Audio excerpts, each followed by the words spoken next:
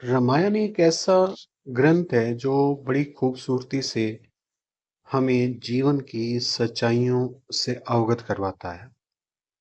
ऋषि विश्वामित्र के साथ दो अप्सराओं का, मेनका और रंभा का वास्ता पड़ा। मेनका जो है वो वशीभूत करने में कामयाब हो गई। रंभा जब ऋषि विश्वामित्र के पास आई तब वो महर्षि हो चुके थे और वो उस बात को समझ गए कि जो गलती उन्होंने मेनका के समय की थी, वो उन्होंने रंभा के समय नहीं की। हालांकि मेनका के साथ उन्होंने लगभग 10 साल बिताए थे और रंभा तो प्रकट हुई और वो समझ गई और उसे शापित कर दिया। लेकिन मेनका को शापित नहीं किया क्योंकि उनकी भावनाएं और क्योंकि उन्होंने खुद 10 साल गुजारे थे। हालांकि समझ उन्हें तब भी आ गया था कि मेनका के द्वारा उनको देवताओं के द्वारा छल किया गया है उनके साथ। लेकिन रंभा के समय भी समझ आ गया था। लेकिन वहां उन्होंने गलती की थी तो इसलिए उन्होंने मेनका को छोड़ दिया था और मेनका अपने धाम चली गई थी, अपने लोक चली गई थी। और ऋषि फिर जो है उत्तर के हिमवान पर्वत पे जाके फिर से साधना करने लगे थे।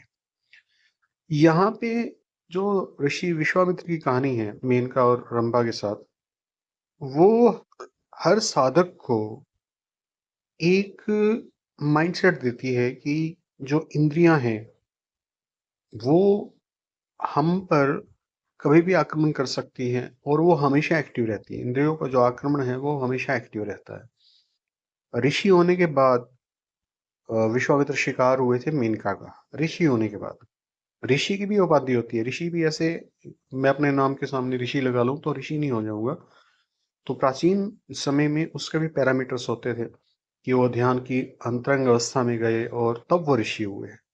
हालांकि महर्षि होने के बाद वो इस बात को समझ गए थे जब रंभा आई थी। तो एवोल्यूशन है माइंड की, जो हमें बताती है इन कहानियों के द्वारा। छोटी छोटी कहानियां हैं ये, ऋषियों की कहानियां हैं और किस तरीके से मंत्र शक्ति से उन्होंने शक्तियां अर्जित की।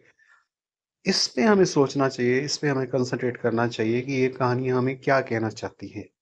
हम इन कहानियों को किसी और तरीके से समझ रहे हैं जो कि सही नहीं है। हमें इनकी तह में जाना चाहिए और इन्हें समझना चाहिए।